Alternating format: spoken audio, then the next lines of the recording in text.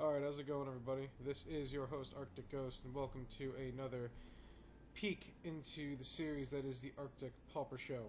I guess I can't really call it much of a show anymore since I don't really put out as many recordings, but yeah, whatever. I apologize if I may sound a little worse, but I'm happy if I sound a bit better because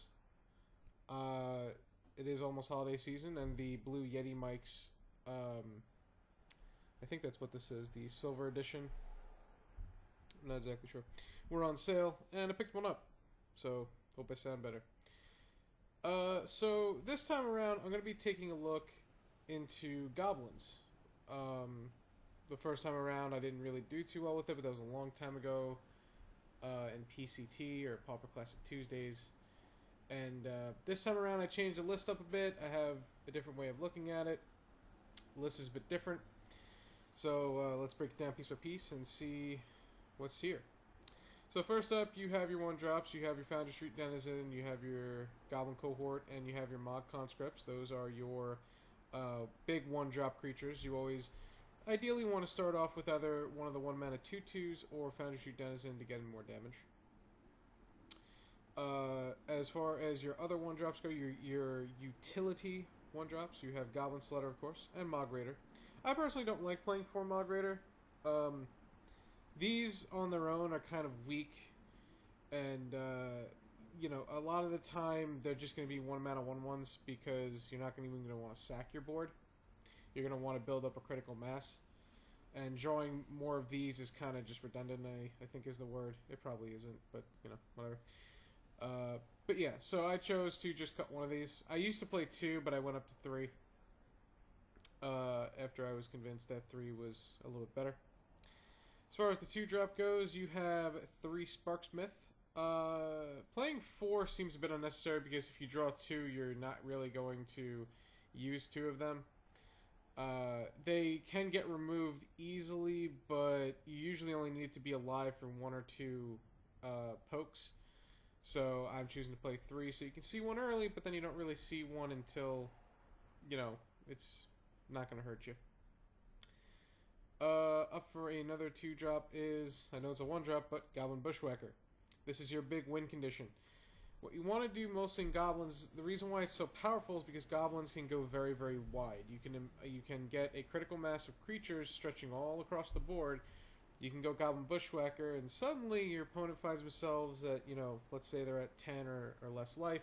Suddenly they're facing down a huge amount of 2/2s, or maybe a few 2/2s and some 3/3s, and now they're in deep water because, you know, it's all coming in.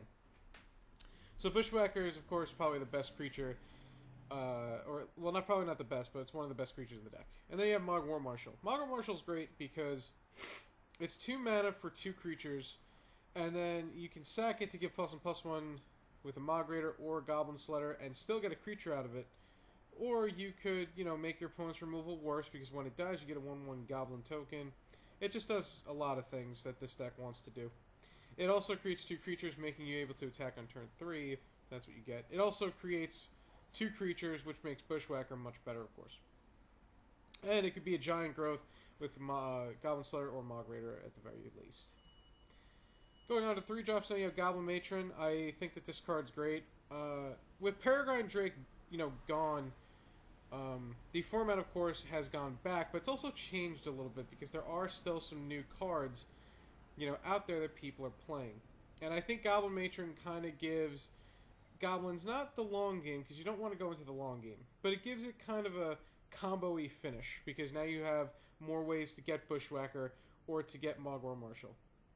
One card that I thought about putting in the deck was Tarfire. After seeing someone do it, I think in an old Legacy video, or maybe someone did it to me in Pauper. I don't really remember, but I remember that Tarfire was a Goblin card, and you can get it with Goblin Matron. But the problem is 2 damage doesn't really do a lot, and you'd be taking up spots of cards that you are better used to win with. You have 1 Goblin Heel Cutter just because this guy is just really nice. Makes a dude not block a return. He gets in for 3 damage, which is pretty huge. And you're normally never casting with 4 mana, so you still get to keep the 3 mana threshold that you want. And then I'm testing out a Renegade Freighter. So far, this card's actually been pretty good in just about every format that I've played it in, you know, except for Standard and above. In Limited, it's a great card. In Pauper, it's actually been pretty good. In Standard Pauper, it's been wrecking. So I'm eager to try this card out. It's a 5/4 with trample when it attacks. Although, yes, it's crew 2, but again, you're going to have such a critical mass of creatures that, let's say you brick and you draw like a burn spell or unfortunately a land, at least, Mod Conscripts then does something. As far as your spells go, you have 2 Death Spark because, of course, fairies, things like Spellstar Sprite and Fairy Mechanist and all that stuff. All that stuff's come back now, so this card, I think, has gone up a lot. Lightning Bolt because it's Lightning Bolt. And then 1 Fire Blast because 1 is usually all you need. Whenever I played 2, I got very unlucky and I would just draw 2 and it used to really annoy the crap out of me. So I went back to 1. And then 18 lands. I'm sticking with 18 lands. I'm tired of going to 17. Everybody gets to go to 18. I'm sticking with 18 lands. So that is the... Okay. That is the main deck. Pretty stock. Just with a few number changes. Of course, the Renegade Freighter. I did try Sky Skiff, but the 2/3 flyer never really mattered that much, but the 5/4 attack matters a lot. Now, in a format where Lightning Bolt is so popular, it's not the greatest card, that is true, but the fact of the matter is, against decks without Lightning Bolt, or if you can get your opponent without it, or even if you have a Goblin Sledder to counter the Lightning Bolt, the card is really, really good. So, as far as the sideboard goes, you have Gorilla Shaman against Affinity. I think it's better if you have access to it. Pyro Blast against blue decks. Flaring Pain against Circle Protection Red and all those things. Although, I'm starting to think that even with Flaring Pain, you still can't beat those cards, but I don't know. Then you got Sylvac Lifestaff. Sylvac Lifestaff is mostly for, like, the mirror. It really is kind of the mirror killer. It's also really good against things like Stompy to get you extra turns so you can, like I said, amass just a huge army and things like that. But I'm also starting to find it good against decks like Teachings, where the extra point of power actually makes a huge difference, turning any one of your creatures from 1 into 2 and cutting the clock in half. That's a little tidbit I picked up from watching Deluxikov play this deck. Which he's probably a much better player than I am. I don't know why I said probably. I'm giving myself too much credit. But yeah. So, Deluxikov, if you ever see this, thank you. I appreciate all the stuff that you do for Pauper, of course.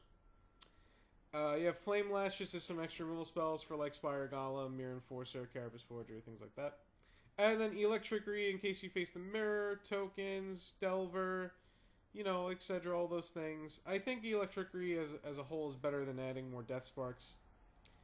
But that's just my opinion. So yeah, that's the deck. I'm going to take it into a test game. We're going to see what happens. And will we win? I don't know. We'll see. We'll see how the deck functions, and we'll see how the deck runs, and maybe you'll find out if it's a type of deck for you. So stay tuned, and I'll be right back.